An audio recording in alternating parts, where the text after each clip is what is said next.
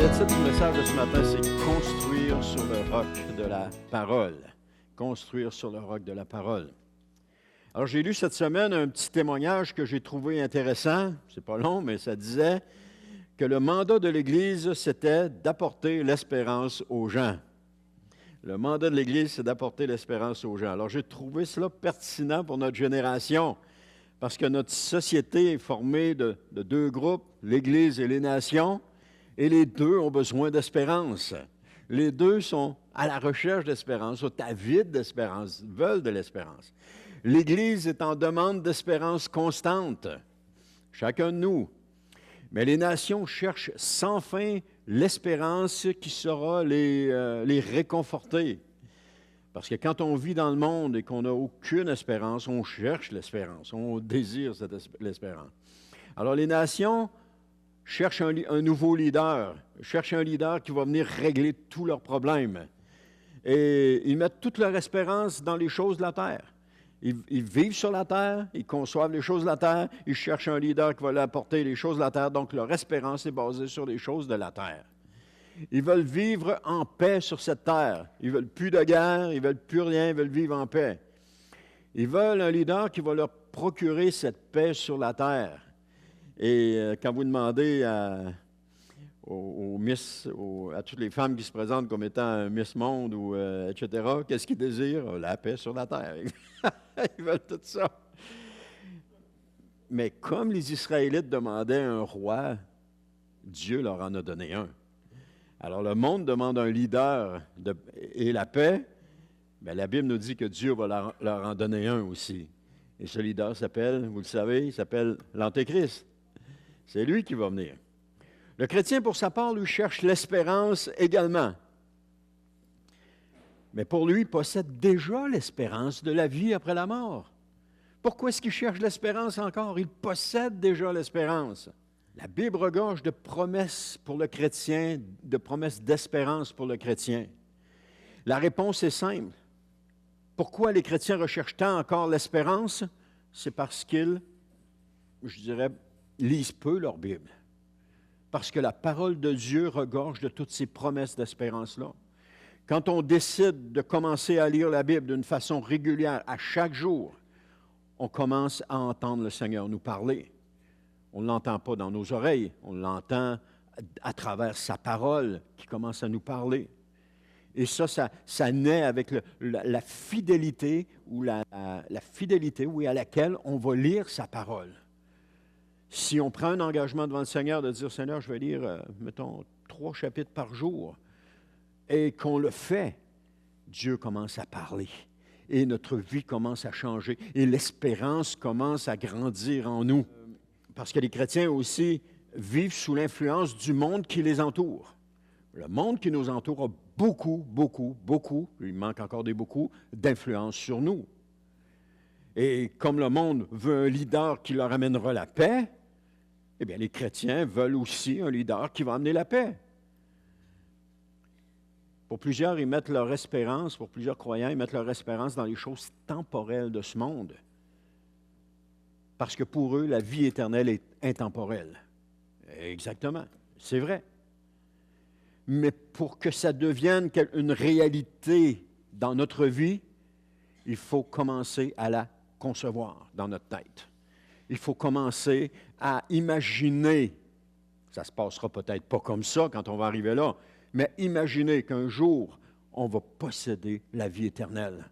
Un jour, on va vivre éternellement, un jour où il n'y aura plus de soucis, où il n'y aura plus de maladies, où il n'y aura plus de péché, il n'y aura plus de défaite, il n'y aura plus rien de cela. Tout va être parfait comme c'était au premier jour avec Adam. Mais ce n'est pas l'ancien Adam qui peut nous apporter ça, donc ce n'est pas le monde qui peut nous apporter ça, c'est le nouvel Adam qui nous apporte ça, c'est Jésus qui nous apporte ça. Et cette espérance-là, elle doit grandir en nous. On doit la rechercher, on doit y penser, on doit vivre pour cela. On doit s'attendre à cela. Le chrétien doit baser son espérance sur le Seigneur et non pas sur les choses de ce monde. Quand je disais tantôt, les chrétiens ont des attraits pour les choses temporelles, Vous avez seulement à regarder les conversations qu'ils ont, les émissions de télé qu'ils écoutent, les lectures qu'ils font, et vous allez vous apercevoir tout de suite où est leur espérance. Parce que quand notre espérance est dans la vie éternelle, le chrétien va tout faire pour plaire à son Seigneur. Mais quand l'espérance du croyant est dans les choses temporelles, il va faire ce que le monde fait, il va reproduire ce que le monde fait. Il y a beaucoup d'églises qui font des choses, ils reproduisent le monde. Je vous donne juste un exemple, ce n'est pas pour dénigrer, c'est juste un exemple.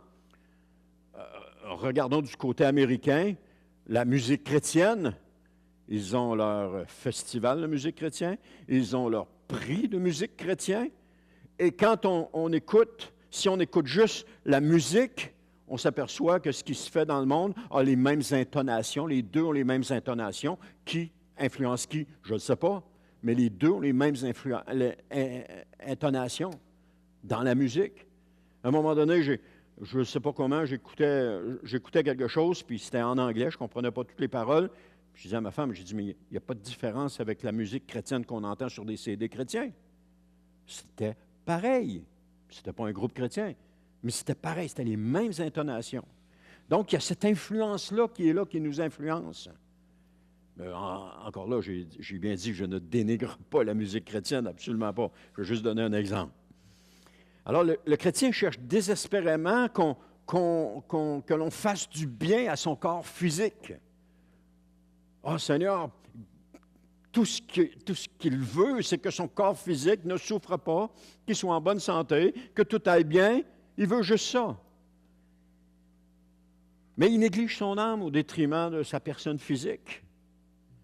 Jésus a dit dans Matthieu 6, 33, « Faites donc du royaume de Dieu et de ce qui est juste à ses yeux votre préoccupation première, et toutes ces choses vous seront données par-dessus. » Le but premier du croyant, c'est de faire du royaume de Dieu sa préoccupation première, de vivre pour le royaume de Dieu, d'attendre le royaume de Dieu. Mais qu'est-ce que ça veut dire, ce verset-là, dans les faits? Ce verset-là fait partie du Sermon sur la montagne, vous le savez, dans Matthieu 4, 5 et 6, 7 aussi, c'est le Sermon sur la montagne. Et alors que Jésus enseigne à ses disciples de ne pas s'inquiéter des besoins matériels puis de la vie commune, comme la nourriture, les vêtements, puis le toit. Il leur dit de ne pas s'inquiéter de cela. Il leur dit que ce sont les païens qui s'inquiètent de cela, mais que les enfants de Dieu ne doivent pas s'inquiéter de cela. Jésus exhorte ses disciples à faire du royaume de Dieu et de sa justice leur priorité principale. Jésus doit passer en premier dans notre vie. Il doit être le premier dans notre vie. Il ne doit pas avoir autre chose qui prend la place de Jésus dans notre vie. S'il y a autre chose qui prend la place de Jésus, ça doit être tassé pour laisser toute la place à Jésus. Ensuite de ça, le verset souligne l'importance de mettre Dieu en premier dans nos vies en ayant confiance qu'en faisant cela, Dieu va pourvoir à tous nos besoins. C'est un exercice, frères et sœurs.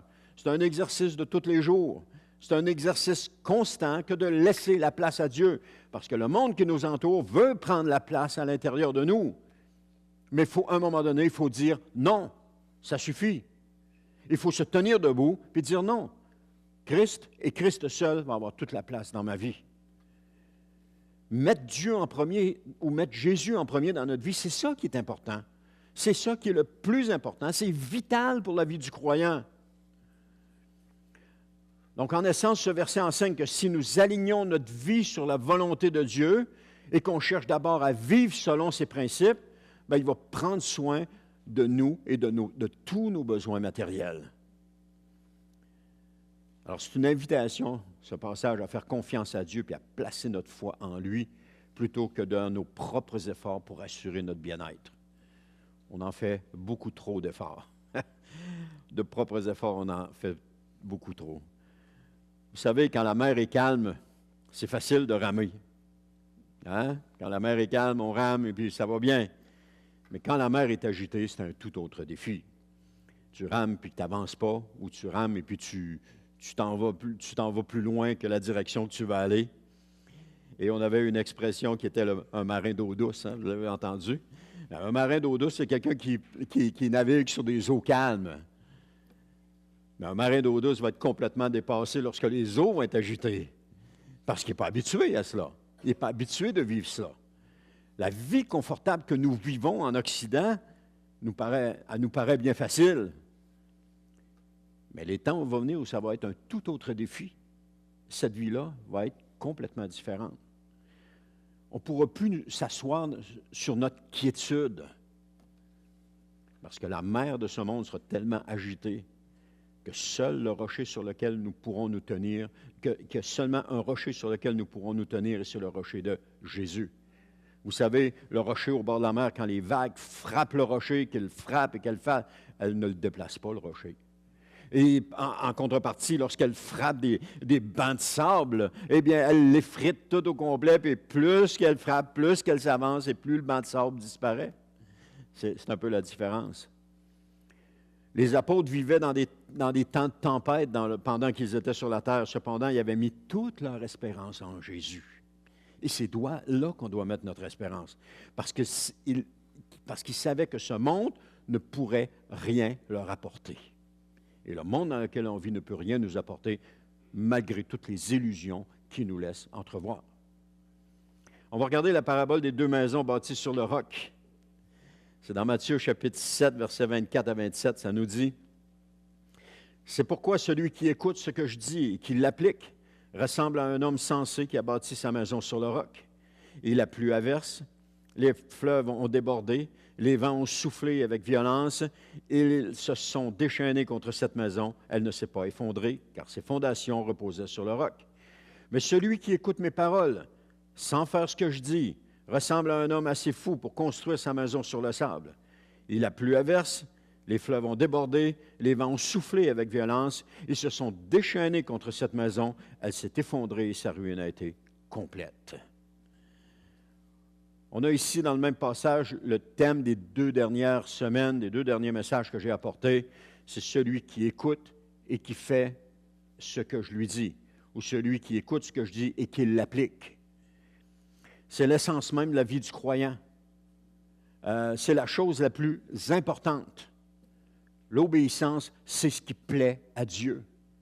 Jésus a plu à Dieu parfaitement parce qu'il a été pleinement obéissant. David, qui est appelé un homme selon le cœur de Dieu, a plu à Dieu parce qu'il a obéi. Ce n'était pas parfait. Il y a eu des moments où est-ce que ça n'a pas marché, qu'il a tombé. Mais dans l'ensemble, David a obéi à Dieu. Contrairement à Saül, qui a bien commencé, mais qui a mal fini en désobéissant au Seigneur.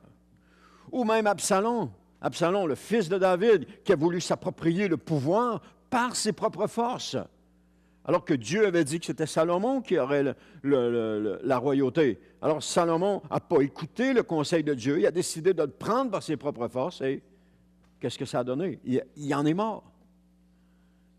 L'obéissance, c'est ce qui plaît à Dieu. C'est la chose la plus importante.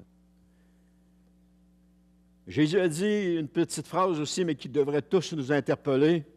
C'est dans Jean chapitre 14, verset 15. « Si vous m'aimez, vous obéirez à mes commandements. » Ici, on voit que Jésus va lier l'amour à l'obéissance. Il met ça ensemble. Si tu m'aimes, tu vas obéir à mes commandements. C'est ça que Jésus dit. Et cela, ça montre que l'obéissance est une expression directe de notre amour pour Dieu. Si j'aime le Seigneur, je vais lui obéir. Je vais lui démontrer mon amour par mon obéissance.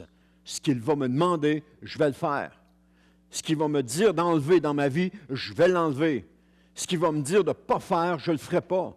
Ce qu'il va me dire, l'endroit où aller, je vais y aller. L'endroit où je ne dois pas aller, je n'irai pas. Je mets toute mon obéissance en Dieu. Et laissez-moi vous dire une chose, je le sais par expérience, que lorsqu'on prend la décision d'obéir au Seigneur, coûte que coûte, quoi que ce soit qui arrive, il y a un flot de paroles de Dieu qui arrive, qui déborde et qui nous parle constamment. Il y a un flot de son amour qui est là pour nous soutenir. Les apôtres avaient décidé qu'ils obéiraient à Jésus et ils ont été supportés dans tout ce qu'ils ont fait. Le Seigneur était avec eux. Le Seigneur les bénissait. Malgré toutes les choses qui se passaient dans le monde dans lequel ils vivaient, la persécution, etc., le Seigneur était avec eux et le Seigneur ajoutait à l'Église chaque semaine. Les apôtres n'ont rien manqué. Ils ont toujours vécu pleinement dans le Seigneur, malgré les circonstances qu'il y avait autour. Parce que c'était cette façon-là de démontrer leur amour au Seigneur en lui obéissant à 100%. Pas à 90, pas à 75, pas à 50, à 100%. Je fais ce que tu me demandes, Seigneur. Et ce que le Seigneur nous demande, c'est jamais quelque chose qui est au-delà de nos capacités. C'est jamais quelque chose qu'on ne sera pas capable de faire. C'est toujours quelque chose qu'on est capable de faire. Mais pour cela, il faut avoir cette relation avec Jésus. Il faut être capable de vivre avec lui, de parler avec lui, de développer cette relation-là. Par tous les moyens, développer cette relation. C'est ce que Jésus nous demande. Alors, est-ce que je peux dire ou prétendre que j'aime le Seigneur, mais que je ne fais pas ce qu'il me demande? Mes paroles ne veulent rien dire. Parce que le plus gros de mes paroles, c'est de faire ce qu'il demande. Si vous m'aimez, dit Jésus, vous obéirez à mes commandements. Mais où est-ce qu'on trouve les commandements de Jésus? On les retrouve dans la parole de Dieu. Ésaïe va dire, en Ésaïe 1, verset 19, il dit, « Si vous décidez de m'obéir, vous mangerez les meilleurs produits du pays. » Si vous décidez, donc c'est une décision qu'on prend.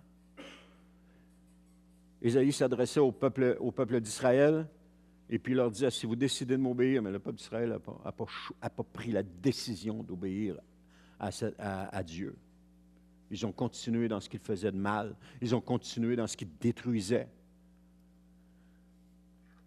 Et on voit ce matin que l'appel de Jésus se fait entendre.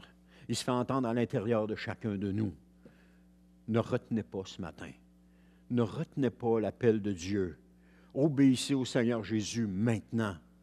Même si vous avez peur, même si vous êtes craintif, même si vous manquez d'assurance, même si vous êtes, je vais le dire autrement, même si vous n'êtes pas sûr, obéissez à Jésus.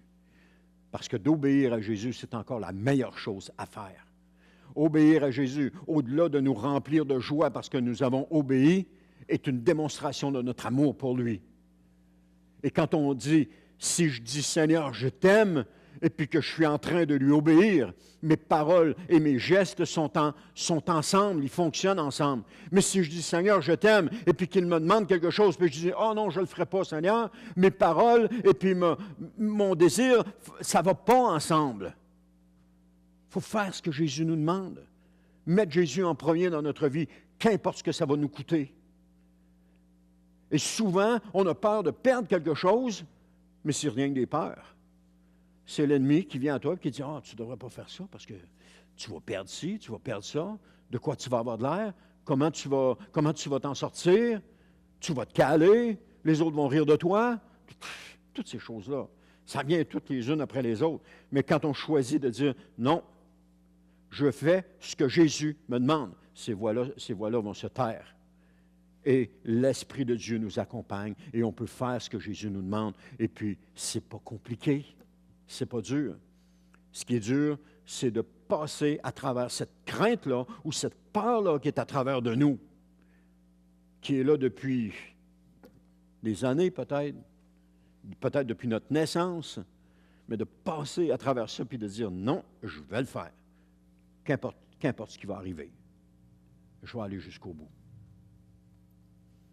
Parce que notre appui solide, c'est le roc. Le roc, nous dit la Bible, c'est la parole de Dieu. La parole de Dieu, nous disent les Écritures, c'est Jésus.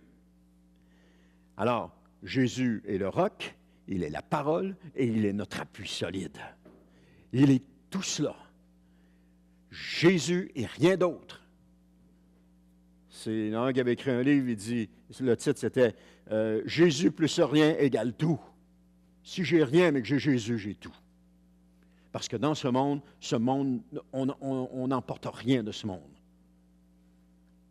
Alors notre appui solide, c'est le roc.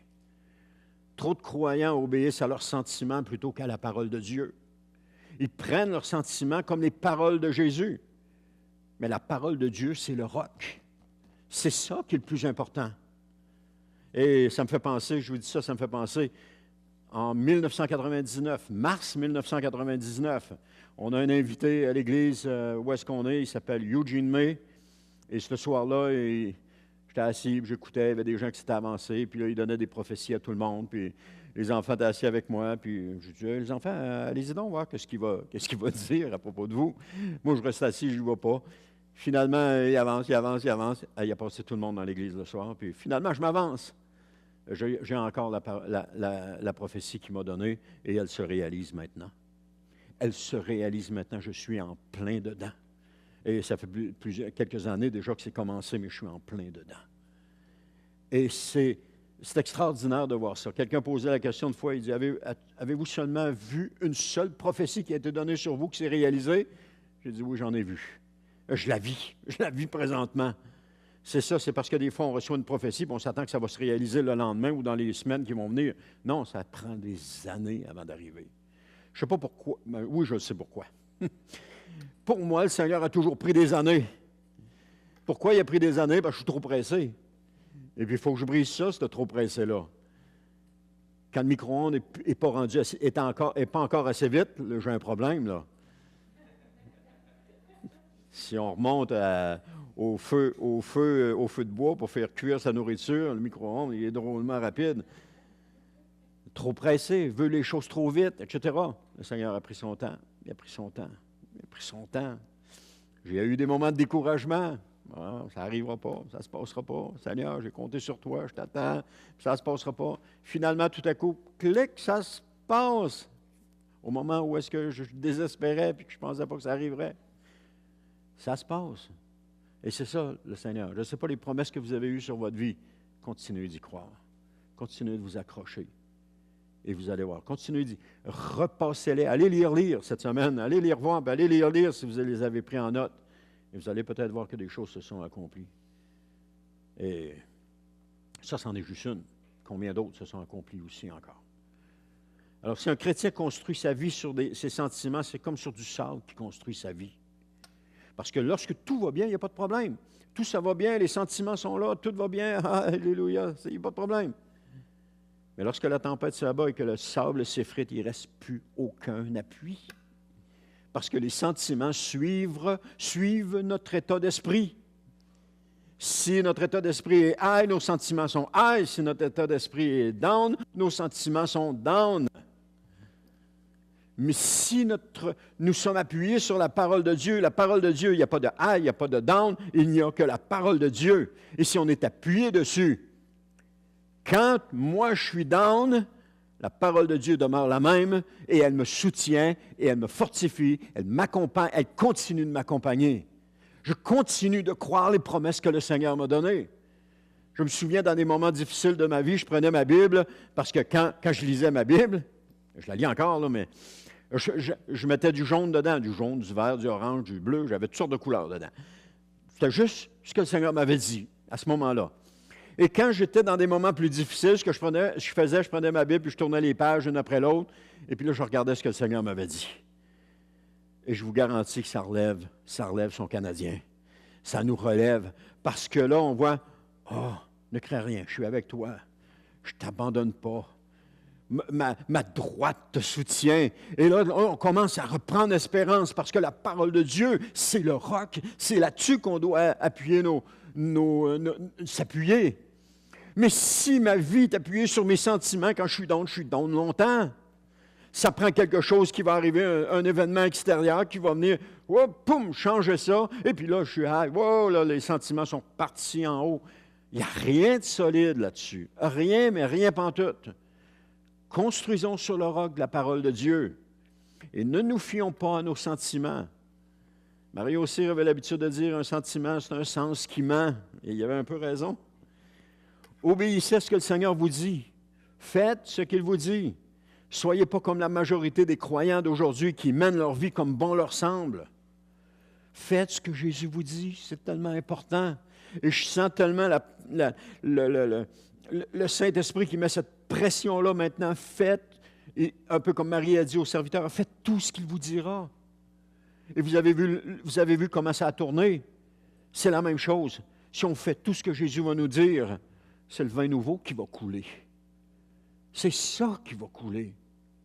Mais si on ne fait pas ce que Jésus nous dit, c'est de l'eau qui coule. Rien que de l'eau. Il n'y a pas de changement, il n'y a rien. Faites ce que Jésus vous dit. Vous ne savez pas ce que Jésus vous dit? Parce que ça peut arriver. Lisez votre Bible. Lisez-la régulièrement. Prenez-la, lisez-la régulièrement et vous allez le découvrir assez vite. Parce que Dieu parle à travers sa parole, la Bible, et non pas par nos sentiments. Oh, je sens sur mon cœur. Si ce que tu sens sur ton cœur n'est pas appuyé sur la parole de Dieu, c'est un sentiment. Mais si c'est ce que tu as sur ton cœur, mais que c'est alimenté par la parole de Dieu, là, c'est sur le roc. Vous comprenez ce que je veux dire? C'est tellement important de s'appuyer sur la parole de Dieu. Mettez 15 minutes de côté dans votre journée, en commençant la journée. Prenez votre parole et lisez-la. Avant d'ouvrir la radio, avant d'ouvrir la télé, avant d'ouvrir votre ordinateur, dites, Seigneur, je vais prendre ta parole puis je vais la lire en commençant. Faites-le, vous allez voir. Qu'importe l'endroit où vous êtes pour la lire, mais lisez-la et vous allez voir Dieu vous parler. Vous allez voir qu'il va vous parler. On va voir que bientôt Dieu va ébranler toutes choses. Et c'est ce qu'il nous dit. Mais remarquez que ce n'est pas quelque chose qui vient de mes sentiments. Ça vient de la parole de Dieu et c'est ce qui est dit à 3 reprises. On voit ça dans Agé 2:6. Car voici ce que dit l'Éternel, le Seigneur des armées célestes. Une fois encore, dans peu de temps, j'ébranlerai le ciel et la terre, la mer et la terre ferme. Dans Agé 2:21, dis à Zorobabel, gouverneur de Juda, j'ébranlerai le ciel et la terre. Et dans Hébreux 12:26, ça dit, celui dont la voix a fait alors trembler la terre fait maintenant cette promesse une fois encore. J'ébranlerai non seulement la terre, mais aussi le ciel. Demandons-nous quelques instants, qu'est-ce qui peut être ébranlé? Qu'est-ce qui peut être ébranlé? Parce que si les choses peuvent être ébranlées, elles vont l'être. Puis quand on regarde la parabole des 2 maisons, les 2 ont subi le même test. La tempête, le vent et la pluie. Les 2 ont été soumises à une tempête. Et vous n'imaginez pas qu'en tant que croyant, vous pourrez traverser cette vie sans tempête. En tant que croyant, cette vie, les tempêtes font partie de notre vie. Un marin, un capitaine de bateau ou des matelots qui s'embarquent sur un bateau pour traverser l'Atlantique d'est en ouest ou d'ouest en est, s'attendent à un moment donné à rencontrer une tempête.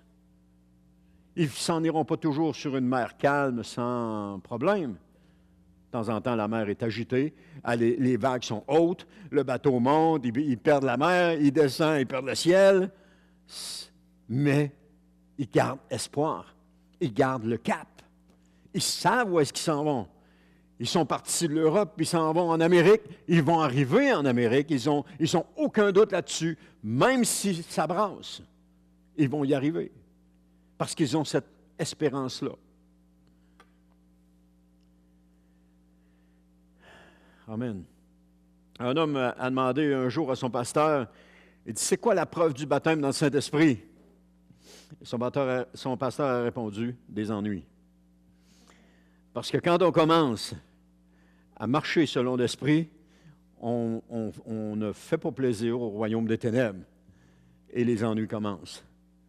Est-ce que Dieu est pas à l'affût de tout cela? Oui, il voit tout cela. Mais les ennuis font partie de la vie dans laquelle on vit. Maintenant, il y a une différence entre les 2 maisons. Et ce n'est pas ce que les maisons ont subi, c'est le fait que l'une était construite sur un roc solide, tandis que l'autre reposait sur un fondement friable qui est le sable. Et Jésus dit de bâtir sur le roc, et c'est très simple. C'est entendre ce qu'il dit et le faire. Et là, on construit sur le roc. Je crois que c'est le seul fondement qui nous donnera un bâtiment qui pourra résister lorsque tout va être ébranlé. Parce que tout ce qui ne sera pas bâti sur le roc de la parole de Dieu va s'écrouler. Et tout ce qui va être bâti sur le roc de la parole de Dieu. Et j'aimerais vous amener à réfléchir sur certaines choses qui vont être ébranlées. Je ne veux pas être émotionnel ou passionné, je ne veux pas vous faire peur, mais j'essaie de montrer les choses avec lesquelles tout le monde peut être d'accord. Mais le problème n'est pas de parler aux gens de quelque chose qu'ils ne savent pas, c'est plutôt de leur rappeler ce qu'ils ne savent pas et peut-être ce qu'ils ne veulent pas se rappeler ou ne pas voir. Mais regardons les institutions humaines qui seront ébranlées. Et voici par exemple la famille. La famille est l'une des institutions humaines les plus fondamentales. Elle régit les relations entre les parents et les enfants, ainsi que les rôles sociaux au sein de la cellule familiale. Le problème n'est pas le concept de la famille de Dieu, c'est-à-dire un homme, une femme unis pour la vie, mais c'est plutôt le concept de la famille de nos sociétés composées de n'importe quoi. Il est là le problème. C'est que les gens ont décidé que la famille, ce n'était pas le modèle de Dieu, c'était leur modèle à eux. Et Satan est toujours là en train de faire des contrefaçons des choses de Dieu. Et la famille actuelle, qui est composée de n'importe quoi, est une contrefaçon de la famille sainte que Dieu a fait. L'Église, on voit que les institutions religieuses comme les églises, les mosquées, les temples et autres jouent un rôle crucial dans la vie spirituelle et morale des individus. Ils fournissent aussi un cadre pour la pratique religieuse des communautés de croyants. Mais l'Église de Jésus-Christ ne sera pas ébranlée parce qu'elle est bâtie sur le roc. Elle est bâtie sur le roc de la parole de Dieu. Seulement toutes les autres vont être ébranlées parce qu'elles ne sont pas construites sur le roc. Elles sont sur du sable. Tout ce qui est construit sur cette terre est construit sur du sable. Elles se corrompent également, puis bientôt, Dieu va intervenir durement contre celle-ci. L'État, le gouvernement, qui est une institution qui organise le pouvoir politique, légifère et fait respecter les lois dans la société. Frères et sœurs, la corruption des gouvernements n'est même plus cachée. Et tout se fait au grand jour sans aucune sanction pour les coupables. C'est ce qu'on voit de nos yeux. C'est ce à quoi on assiste. Comment un ministre peut-il augmenter considérablement sa fortune avec un salaire de 125 000 par année? Il faut lui poser la question. Les écoles, les institutions éducatives, comme les écoles, les collèges, les universités, sont responsables de l'instruction et de la formation des individus, mais l'instruction de nos enfants est teintée par les valeurs de ce monde. L'école a jeté Dieu hors de ses institutions. Ils ne veulent plus de Dieu dans leur école. Et depuis ce temps, ils ne cessent de se corrompre et de corrompre aussi la nouvelle génération qui s'en vient. Ce sont des aveugles, comme dit Jésus, qui conduisent d'autres aveugles, mais je pourrais dire que ce sont encore des enseignants qui enseignent d'autres aveugles. Ils transmettent à la jeune génération les valeurs de ce monde, qui sont contraires aux valeurs de Dieu. Le système judiciaire, qui sont les tribunaux, etc., c'est la même chose. Un grand nombre de jugements qui sont rendus sont injustes ou teintés de parti pris. On ne peut plus faire confiance à la justice pour rendre un jugement juste parce qu'elle est teintée des œuvres de ce monde. Les marchés économiques, comme les entreprises, les banques, les bourses, ça aussi, ça va être ébranlé. Parce que ces marchés économiques dirigés par un petit groupe de personnes qui engrangent des milliards de dollars. L'argent, ça n'a aucune valeur dans le royaume de Dieu. Aucune. La seule place où l'argent a de la valeur, c'est dans le royaume de ce monde. Ailleurs, elle n'a pas de valeur. Mais bientôt, ils vont être sérieusement ébranlés puis ils vont devoir rendre compte de leur administration. Le mariage. Le mariage, c'est une institution sociale qui organise la relation entre les conjoints puis qui établit des devoirs et qui établit des droits et des devoirs réciproques. La Bible avait établi un système de mariage saint. Aujourd'hui, ce n'est que péché sur péché que nous voyons. Et même certaines dénominations chrétiennes endossent ce type de mariage qui est contraire à la nature. Tout cela va être ébranlé, frères et sœurs. Notre société est malade. C'est à toi que je disais ça, c'est à toi que je disais ça ce matin. Notre société est malade. Les forces armées ou la police. Malheureusement, la police ne protège plus le citoyen. Au contraire, elle l'oppresse. Dans bien des cas. Pas toujours, pas partout, mais de plus en plus, disons-le comme ça. Et un gros morceau, les médias, les institutions médiatiques comme les journaux, les chaînes de télévision, puis les plateformes en ligne, ça joue un rôle crucial dans la diffusion de l'information et de la formation de l'opinion publique. Ils manipulent l'opinion publique. Ils font de la propagande pour celui qui les subventionne. C'est la réalité de ce qu'on voit présentement. Ils sont à la solde des gouvernements de ce monde.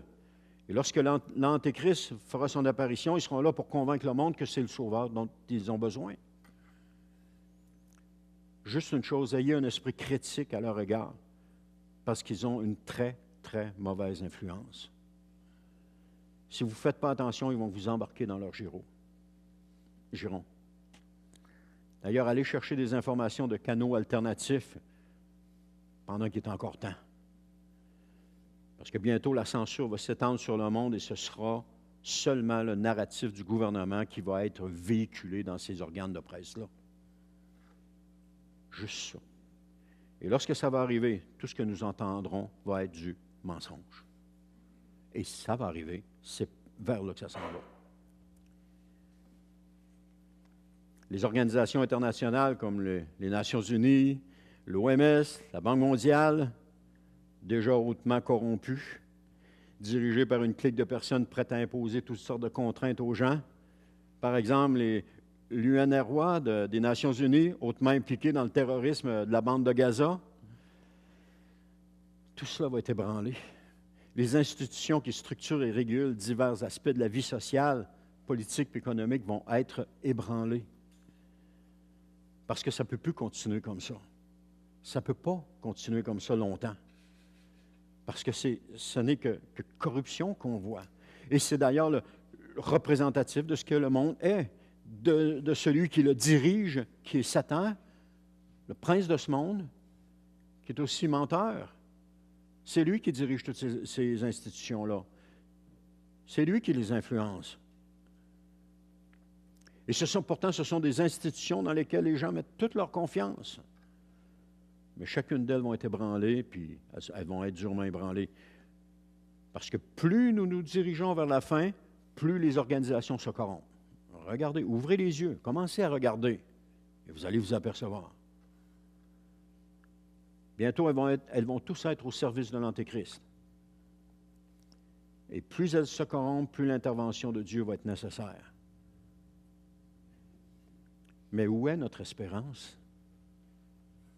J'ai dressé un portrait qui n'est pas beau, mais où est notre espérance? Notre espérance est dans la venue du Seigneur Jésus ou dans la parole de Dieu, voilà, pour rétablir l'ordre. L'Esprit et l'Église disent « Viens, Seigneur ». C'est les dernières paroles de l'Apocalypse. L'Esprit et l'Église disent « Viens, Seigneur ». C'est le seul qui va pouvoir régler les choses. Ce n'est pas un sauveur qui va naître, qui va émerger du monde, qui va sauver les choses. Donald Trump n'est pas le sauveur du monde. Il ne sauvera pas le monde, bien qu'il est bien intentionné, mais ce n'est pas lui que Dieu a choisi pour sauver le monde. Mais d'ici là, on va voir toutes ces organisations être durement ébranlées. Et dans tout cela, il y a des gens qui vont souffrir atrocement pendant ces moments-là. Tous ceux qui ont mis leur espérance dans ces organisations-là vont en souffrir, vont en payer le prix. Et c'est pour ça qu'on doit mettre nos yeux sur le Seigneur Jésus. Je l'ai dit la semaine dernière, mettre nos yeux sur Jésus, c'est primordial. De regarder la promesse de la récompense et de s'y attendre. La récompense, c'est la vie éternelle. De commencer à regarder la vie éternelle puis de s'y attendre. Et la récompense de la vie éternelle est pour celui qui tiendra bon jusqu'au bout, de s'accrocher à Jésus. S'accrocher à Jésus. C'est comme ça dit dans Matthieu 24, 13, « Mais celui qui tiendra bon jusqu'au bout sera sauvé. » S'accrocher à Jésus. Il n'y a pas d'autre bouée. Il Il n'y a pas d'autre issue de secours. Il n'y a pas d'autre voie possible. Jésus et Jésus seul. C'est la seule voie possible. Il n'y en a pas d'autre. Et je termine avec ceci. Quelle est votre espérance? Et en quoi mettez-vous votre espérance? Est-ce que c'est dans un sauveur humain qui va régler tous les problèmes? Ce sauveur humain, c'est l'Antéchrist qui va se présenter. Alors oui, il va avoir une apparence de régler tous les problèmes, mais ça va être que le début de la fin. Et c'est le cri qu'on entend aujourd'hui des gens qui veulent un sauveur. Ils vont l'avoir s'ils le veulent. Mais pour nous, frères et sœurs, attendons Jésus et personne d'autre. Mettons toute notre espérance en Jésus. Et ma prière est que vous teniez bon jusqu'au bout. Et pour moi aussi. Gardons les yeux sur notre espérance qui est celle de la vie éternelle. Détournons pas nos yeux de cette espérance et gardons-la dessus. Gardez les yeux sur Jésus. Alors que les fondements de ce monde vont être ébranlés, que les institutions humaines vacillent sous le poids de leur propre corruption. Il est impératif pour nous, en tant que croyants, de fixer nos yeux sur Jésus, qui est le roc inébranlable. Mettez toute votre espérance en Jésus. C'est la chose à faire. Rien d'autre. C'est en elle que réside notre véritable espérance. Attachez-vous à sa parole. Chérissez sa parole. Aimez sa parole. Parce qu'elle transcende les tempêtes de la vie, sa parole. Et elle nous assure une place éternelle aux côtés du Seigneur. Alors, chérissons sa parole. Laissons pas les séductions et les distractions de ce monde nous éloigner de cette précieuse espérance qui est la vie éternelle. Tenez bon et bâtissez sur le roc. Demeurez fermement ancrés dans l'amour et l'obéissance à Jésus. L'obéissance à Jésus. Ça fait 3 semaines que le Seigneur nous parle de cela. Ça fait 3 semaines qu'il nous ramène ça, que l'Esprit nous ramène ça. Entendons le message que le Seigneur donne et commençons à obéir au Seigneur. Car c'est en lui seul qu'on va trouver la force de traverser les épreuves à venir et d'hériter la vie éternelle.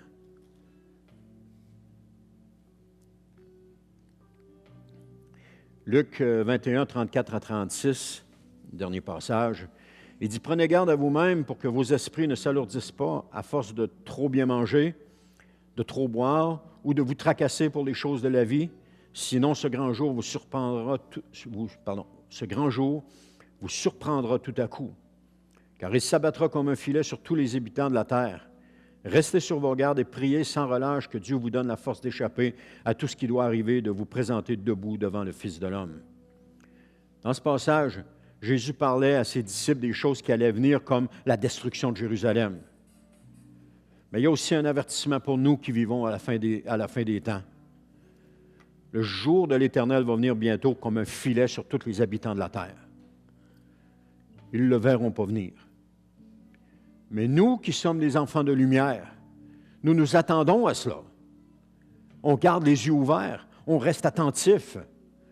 Nous nous attendons à cela. Mais c'est aussi un avertissement pour nous à la fin des temps, c'est ça. Également, le retour de Jésus viendra après ces temps de calamité qu'on voit. Mais ce jour arrive, il arrive à grands pas. C'est ça qu'on a vu la semaine dernière. Si vous prenez vos nouvelles à Radio-Canada ou à TVA, vous ne savez probablement pas que les États-Unis sont au bord de l'effondrement ou que la guerre civile les guette. Mon père disait, quand on parlait des États-Unis, il disait, lorsque les États-Unis ont la grippe, c'est le Canada qui tousse. Alors, on va être impacté par cela. Quand les choses vont mal tourner pour eux, on va être impacté par ça. Ça va nous atteindre. Donc, ça nous concerne aussi. Une prophétie de David Wilkerson qui a été écrite, traduite en français en 1986, est sur le point de se réaliser pour cette nation. Vous vous souvenez du livre « Sonne la trompette et avertis mon peuple ». C'est exactement ça. Il parlait de ce qui se passerait. Alors, imaginons le contexte. On imagine le contexte d'une guerre civile aux États-Unis. C'est exactement ce que David Wilkerson décrivait dans son livre. Exactement ça. Parce qu'une guerre civile, c'est jamais drôle. C'est de la violence à son pire. À son pire. Chacun a décidé de régler ses comptes lui-même. C'est ça une guerre civile. Chacun règle ses comptes lui-même, puis chacun se fait justice lui-même. Je ne veux pas vous faire peur, frères et sœurs. Je veux juste que vous ouvriez les yeux sur ce que vous voyez, ce qui se passe dans le monde. De rester attentif à cela. Et de regarder à Jésus. Il y a une menace croissante de Troisième Guerre mondiale qui est là présentement. Avec tout ce qui se passe entre la Russie et l'Ukraine, l'Occident fait la guerre à la Russie par procuration à travers l'Ukraine. Ils lui fournissent les armes, ils lui fournissent l'argent, ils lui fournissent tout ce qu'ils ont besoin. L'Occident est impliqué dans cela.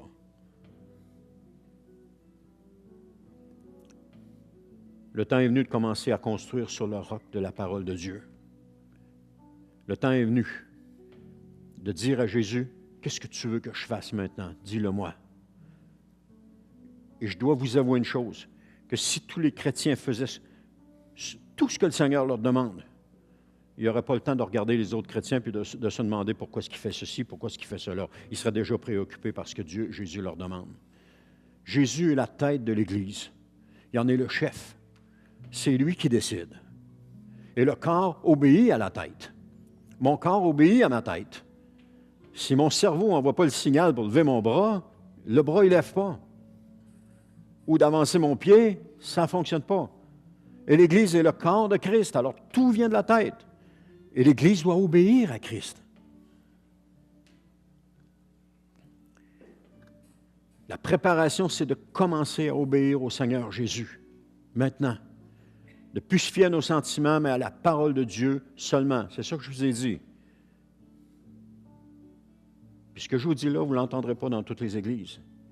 Parce que beaucoup d'églises caressent les oreilles des gens qui sont là. Parce qu'elles sont aussi trop préoccupées à faire plaisir aux gens plutôt qu'à dire la vérité. Et ça, c'est un des signes qui annonce le jour de l'Éternel. Souvenez-vous ce que j'ai dit la semaine dernière, le jour de l'Éternel est la période des tribulations, tandis que le jour du Seigneur est le moment de sa venue. Pour l'un, c'est un jour grand et terrible, vous vous souvenez, et pour l'autre, c'est un jour grand et glorieux. Maintenant, ça dépend de l'endroit où est-ce qu'on se place. Est-ce que c'est un jour grand et glorieux qu'on veut voir? Amen.